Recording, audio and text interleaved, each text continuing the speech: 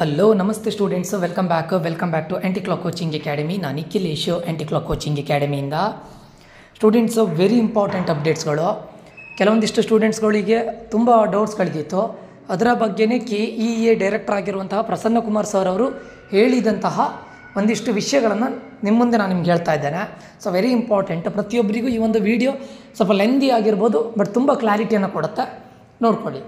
First one, ಈಗ ಯಾರ್ಯಾರು verification ಸ್ಲಿಪ್ಪನ್ನು ಡೌನ್ಲೋಡ್ ಮಾಡ್ಕೊಂಡಿದ್ದೀರಾ, ಆಲ್ರೆಡಿ ವೆರಿಫಿಕೇಷನ್ ಸ್ಲಿಪ್ಪನ್ನು ಡೌನ್ಲೋಡ್ ಮಾಡಿಕೊಂಡು ನೀವು ಏನೇನೆಲ್ಲ ಕ್ಲೈಮ್ ಮಾಡಿದ್ರಿ, ಏನೆಲ್ಲ ವೆರಿಫೈ ಮಾಡಿದ್ರಿ, ಆಲ್ರೆಡಿ ಎಲ್ಲದು ಪರ್ಫೆಕ್ಟ್ ಇದ್ದರೆ ಸೊ ನೀವು ಏನೂ ಮಾಡೋ ಅಗತ್ಯ ಇಲ್ಲ. ಇಲ್ಲೇನು ಲಿಂಕ್ ಕೊಟ್ಟಿದ್ದಾರೆ, UGCET 2025 ಆನ್ಲೈನ್ ಅರ್ಜಿ ಎಡಿಟಿಂಗ್ ಲಿಂಕ್ ಅಂತ ಕೊಟ್ಟಿದ್ದಾರೆ ನೋಡಿ. ಅಲ್ಲಿ ಏನೂ ಮಾಡೋದು ಬೇಡ, ನೀವು ಲಾಗಿನ್ ಆಗೋದು ಬೇಡ ಅಥವಾ ಎಡಿಟಿಂಗ್ ಮಾಡೋದು ಬೇಡ. ಫಸ್ಟ್ ಆಫ್ ಆಲ್ ಅಂದರೆ ಎಲ್ಲದು ನೀವೇನು ಕ್ಲೈಮ್ ಮಾಡಿದ್ರಿ, ವೆರಿಫೈ ಮಾಡಿದ್ರಿ, ಎಲ್ಲದು ಕರೆಕ್ಟಾಗಿ ಬರ್ತಾ ಇದೆ. ನಿಮ್ಮ ನೇಮಿಂದ ಹಿಡಿದು ಅಥವಾ ಸ್ಪೆಷಲ್ ರಿಸರ್ವೇಷನಿಂದ ಹಿಡಿದು ಸ್ಪೆಷಲ್ ಕೋಟಾದಿಂದ ಹಿಡಿದು ಎಲ್ಲದು ಕೂಡ ಬರ್ತಾ ಇದೆ. ಅಂಥವರು ನೀವೇನೂ ಮಾಡೋದು ಬೇಡ. No need to do anything. Just next ನಿಮಗೆ direct option entry. This is after 5th. Option entry ಇರೋದು 5th ನಂತರನೇ. ಅದು ನಾನು ಮೊದಲಿಂದ ಹೇಳ್ಕೊಂಡು ಬರ್ತಾ ಇದ್ದೇನೆ, ಆಯಿತಾ. ಎರಡನೇ ಪಾಯಿಂಟು, ಈಗ ಫಾರ್ ಎಕ್ಸಾಂಪಲು ನಿಮ್ಮದು ಇನ್ಕಮ್ ಸರ್ಟಿಫಿಕೇಟ್ ಇದ್ದಿತ್ತು, ನೀವು ಎಂಟ್ರಿ ಮಾಡಿದ್ರಿ, ಬಟ್ ಎಂಟ್ರಿ ಮಾಡಿದ್ರು ಇವಾಗ ಅದು ತೋರಿಸ್ತಾ ಇಲ್ಲ ಇನ್ಕಮ್ ಸರ್ಟಿಫಿಕೇಟ್ ಬಗ್ಗೆ, ಅಥವಾ ಆವಾಗ ಇನ್ಕಮ್ ಸರ್ಟಿಫಿಕೇಟ್ ಇರಲಿಲ್ಲ, ನೀವು ಎಂಟ್ರಿ ಮಾಡಿರಲಿಲ್ಲ. ಇವಾಗ ಎಂಟ್ರಿ ಮಾಡಬೇಕು ಅಂತಿದ್ರೆ ಒಂದು ಇದು ಮಾಡಿದ್ರಿ, ನೀವು ಎಂಟರ್ ಮಾಡಿದ್ರಿ ಬಟ್ ವೆರಿಫೈ ಆಗಿಲ್ಲ, ಆಯಿತಾ. ಅಥವಾ ಆವಾಗ ಇರಲಿಲ್ಲ ಇನ್ಕಮ್ ಸರ್ಟಿಫಿಕೇಟ್, ಇವಾಗ ಇನ್ಕಮ್ ಸರ್ಟಿಫಿಕೇಟ್ ಇದೆ, ಅಪ್ಲೋಡ್ ಮಾಡಬೇಕು ಅಂತಿದ್ರೆ ಅವರು ಎಂಟ್ರ್ ಮಾಡ್ಬೋದು. ನೆನಪಿಟ್ಕೊಳ್ಳಿ, ಅರ್ಥ ಆಯ್ತಾ. ಇವರು ಎಂಟ್ರಿ ಮಾಡ್ಬೋದು. ಓಕೆ. ಸೊ ಈಗ ಅದರಲ್ಲಿ ಏನಂತ ಕೇಳಿದರೆ 2A 2B SC ST ಮತ್ತು ನಿಮ್ಮ ಇನ್ಕಮ್ ಸರ್ಟಿಫಿಕೇಟ್ ಅಂದರೆ caste certificate 371J.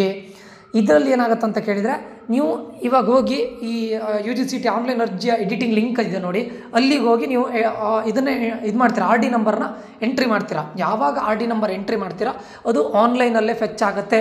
You don't need to go anywhere. ನಿಮ್ಮ ಇನ್ಕಮ್ ಇರ್ಬೋದು, ಕಾಸ್ಟ್ ಇರ್ಬೋದು, 371J ಇರ್ಬೋದು, ಇದೆಲ್ಲದು ಕೂಡ ಆನ್ಲೈನಲ್ಲೇ ಫೆಚ್ ಆಗುತ್ತೆ. You don't need to do anything. Okay. So ನೀವು ಎಲ್ಲಿಗೆ ಹೋಗ್ಲಿಕ್ಕೂ ಅಗತ್ಯ ಇಲ್ಲ. ಯಾರ್ಯಾರು ಇನ್ಕಮ್ ಸರ್ಟಿಫಿಕೇಟ್ ಹಾಕಿರಲಿಲ್ಲ ಅಥವಾ 371J ಸರ್ಟಿಫಿಕೇಟನ್ನು ಹಾಕಿರಲಿಲ್ಲ ಅಂಥ ಸ್ಟೂಡೆಂಟ್ಸ್ಗಳು 2A 2B 3A 3B R any category ಅವರು ಹಾಕದೇ ಇದ್ದರೆ ಇವಾಗ ಹೋಗಿ ಎಡಿಟಿಂಗ್ ಮಾಡಿ ನಿಮ್ಮ RD ನಂಬರ್ನ ಇದು ಮಾಡಿದ ತಕ್ಷಣ, ಎಂಟ್ರಿ ಮಾಡಿದ ತಕ್ಷಣ ಅದು ಆನ್ಲೈನಲ್ಲೇ ಫೆಚ್ ಆಗುತ್ತೆ. ಇದು ಎರಡನೇದು. ಮೂರನೇದು, ನೀವೀಗ Kannada medium, rural, religious minority, linguistic minority ಇದೆಲ್ಲ ಸರ್ಟಿಫಿಕೇಟ್ ಇದ್ದಿತ್ತು, ಬಟ್ ನೀವೇನು ಮಾಡಿದರೆ ಆ ಟೈಮಲ್ಲಿ ಹಾಕಿರಲಿಲ್ಲ. ಇವಾಗ ನಿಮ್ಮ ಹತ್ರ ಇದೆ, ಇವಾಗ ನೀವು ಎಂಟ್ರಿ ಮಾಡಬೇಕು ಅಂತಿದ್ರೆ, ವೆರಿ ಇಂಪಾರ್ಟೆಂಟು, ಇವಾಗ ನೀವು ಎಂಟ್ರಿ ಮಾಡಬೇಕು ಅಂತಿದ್ರೆ ಹೋಗಿ ಎಡಿಟಿಂಗಿಗೆ ಮಾಡಿ ನೀವು ಅದನ್ನು ಅಪ್ಲೋಡ್ ಮಾಡಬೇಕು. ಪ್ಲಸ್ ವೆರಿ ಇಂಪಾರ್ಟೆಂಟು, ನೀವು ಹೋಗಿ ನಿಯರ್ ಬೈ ನಿಮ್ಮದೇ PU ಕಾಲೇಜ್ ಆಗಿರ್ಬೋದು ಅಥವಾ ನಿಯರ್ ಬೈಯಲ್ಲಿ ಎನಿ ಗೌರ್ಮೆಂಟ್ PU ಕಾಲೇಜಿಗೆ ಹೋಗಿ ವೆರಿಫೈ ಮಾಡಿಕೊಳ್ಳೇಬೇಕು, ಕಂಪಲ್ಸರಿ. ಈಗ 1ರಿಂದ 4ನೇ ತಾರೀಕುವರೆಗೆ ಫ್ರಮ್ ಟುಡೇ, ಇವತ್ತಿಂದ 4th ನಿಮಗೆ ಆಪ್ಷನ್ ಇದೆ. ನೀವು ಅದನ್ನು ಏನು ಮಾಡ್ತೀರಾ, ಲಾಗಿನ್ ಆಗ್ತೀರಾ, ಅಪ್ಲೋಡ್ ಮಾಡ್ತೀರಾ. ಅದಾದ ನಂತರ ವೆರಿಫೈ ಮಾಡಲಿಕ್ಕೆ ಕಾಲೇಜಿಗೆ ಕಂಪಲ್ಸರಿ ಹೋಗಲೇಬೇಕು. ಅಲ್ಲಿ ಹೋಗಿನೇ ವೆರಿಫೈ ಮಾಡಬೇಕು. ಯಾವುದು, Kannada medium, rural, religious minority ಇದೆಲ್ಲ ಇರ್ತೀರಿ ನೋಡಿ. ಅಪ್ಲೋಡ್ ಮಾಡಿದ ತಕ್ಷಣ ಯಾವುದಾದ್ರೂ ನಿಯರ್ ಬೈ PU ಕಾಲೇಜಿಗೆ ಹೋಗಿ ಅಥವಾ government PU college or else ನೀವು ಕಲ್ತಿರೋ PUC ಕಾಲೇಜಿಗೆ ಹೋದರೂ ಕೂಡ ಅಲ್ಲಿ ಹೋಗಿ ವೆರಿಫೈ ಮಾಡಿಕೊಳ್ಳೇಬೇಕು, ಕಂಪಲ್ಸರಿ. ಇನ್ನು 4th ಪಾಯಿಂಟು, ಇಲ್ಲಿ ನೋಡಿ, SC ST ಇರ್ಬೋದು ಅಥವಾ ಕ್ಯಾಟಗರಿ 1 ಸ್ಟೂಡೆಂಟ್ಸ್ ಇರ್ಬೋದು, ಅವರು ಬಿಲೋ 10 lakhs ಇರುವಂತಹ category 1 students, SC ST candidate ಸ್ಟೂಡೆಂಟ್ಸ್ಗಳು ಕಂಪಲ್ಸರಿ ಇನ್ಕಮ್ ಸರ್ಟಿಫಿಕೇಟನ್ನು ಅಪ್ಲೋಡ್ ಮಾಡಲೇಬೇಕು. ಕಾಸ್ಟ್ ಮಾತ್ರ ಅಪ್ಲೋಡ್ ಮಾಡಿದರೆ ಆಗೋದಿಲ್ಲ, ಇನ್ಕಮ್ ಸರ್ಟಿಫಿಕೇಟ್ ಅಪ್ಲೋಡ್ ಮಾಡಲೇಬೇಕು. ಯಾಕೆ ಕೇಳಿದರೆ, SC ST ಸ್ಟೂಡೆಂಟ್ಸ್ಗಳಿಗೆ ಮತ್ತು ಕ್ಯಾಟಗರಿ 1 ಸ್ಟೂಡೆಂಟ್ಸ್ಗಳಿಗೆ ಫೀಸ್ ಕನ್ಸೆಷನ್ನು, ಅಂದರೆ SC ST ಸ್ಟೂಡೆಂಟ್ಸ್ಗಳಿಗೆ ನೋ ಫೀಸ್ ಆ್ಯಕ್ಚುಲಿ. ಸೊ ಇದನ್ನೆಲ್ಲ ಇದು ಮಾಡಬೇಕು ಅಂತ ಹೇಳಿದರೆ ಅವರು ಕಂಪಲ್ಸರಿ ಇನ್ಕಮ್ ಸರ್ಟಿಫಿಕೇಟನ್ನು ಮಾಡಲೇಬೇಕು, RD ನಂಬರ್ನ ಎಂಟ್ರಿ ಮಾಡಲೇಬೇಕು, ಕಾಸ್ಟ್ ಜೊತೆ ಇನ್ಕಮ್ ಸರ್ಟಿಫಿಕೇಟ್ ಅಪ್ಲೋಡ್ ಮಾಡಲೇಬೇಕು. Below 10 lakh SC ST category 1. ಅದೇ ರೀತಿ 2A 2B 3A 3B ಸ್ಟೂಡೆಂಟ್ಸ್ಗಳು ಹಾಗೆ ಬಿಲೋ 10 lakhs ಇದ್ದರೆ ನೀವು ಕೂಡ ಅಪ್ಲೋಡ್ ಮಾಡಲೇಬೇಕು. ಯಾಕೆ ಕೇಳಿದರೆ, ನಿಮಗೆ SNQ ಕೋಟಾ ಕ್ಲೈಮ್ ಮಾಡಲಿಕ್ಕೆ, ಅರ್ಥ ಆಯ್ತಾ. SC ST ಕ್ಯಾಟಗರಿ 1 ಸ್ಟೂಡೆಂಟ್ಸ್ಗಳಿಗೆ ಫೀಸ್ ಕನ್ಸೆಷನಿಗೆ, ಆಯಿತಾ.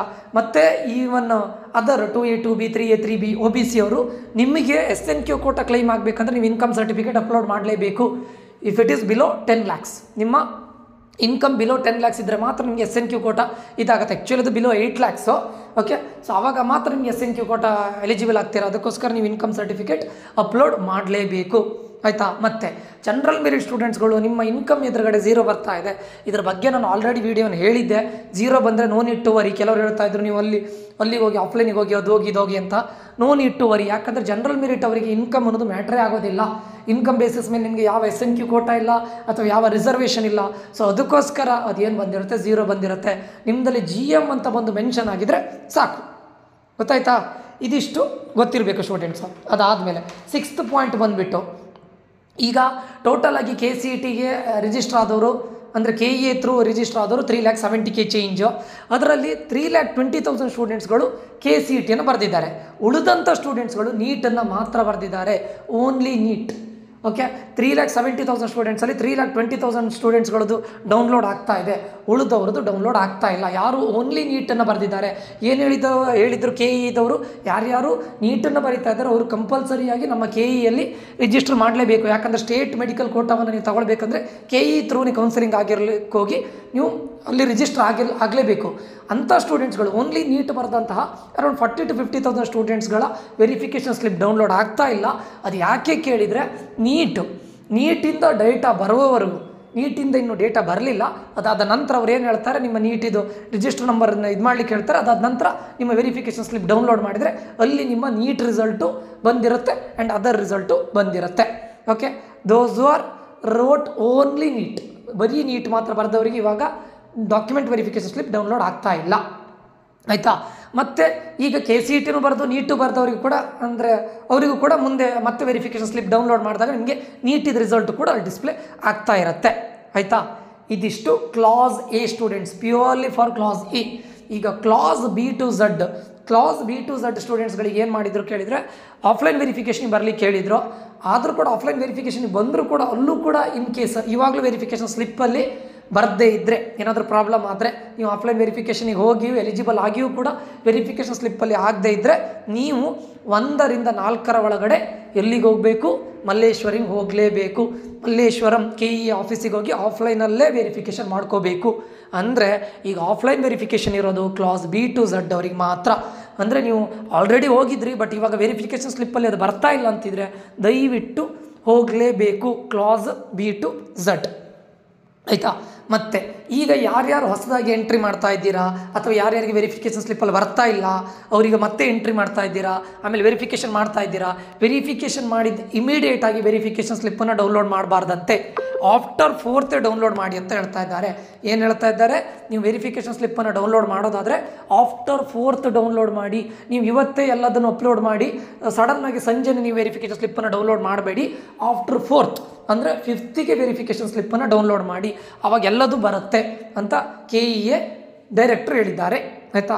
ಆ್ಯಂಡ್ ಲಾಸ್ಟ್ ಒನ್ ಏನಂತ ಕೇಳಿದರೆ, ಇದು ಲಾಸ್ಟ್ ಚಾನ್ಸು.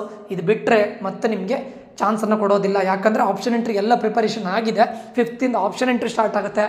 ಸೊ ಮತ್ತೆ ಅವ್ರು ಪೋಸ್ಟ್ಪೋನ್ ಮಾಡಲಿಕ್ಕೆ ಆಗೋದಿಲ್ಲ 5th ಅಥವಾ 6th.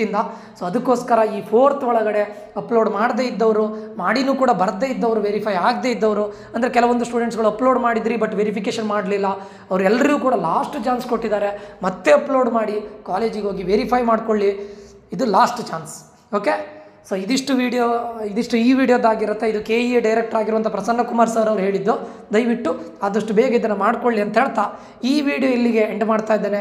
ಈ ವಿಡಿಯೋ ಇನ್ಫಾರ್ಮೇಟಿವ್ ಆಗಿದ್ದರೆ ಲೈಕ್ ಮಾಡೋದನ್ನು ಮರಿಬೇಡಿ, ಶೇರ್ ಮಾಡಿ, ಸಬ್ಸ್ಕ್ರೈಬ್ ಮಾಡಿ ಅಂತ ಹೇಳ್ತಾ ಮುಂದಿನ ವಿಡಿಯೋದಲ್ಲಿ ಮತ್ತೆ ಸಿಗ್ತೇನೆ. Until that, love you all, bye, take care students.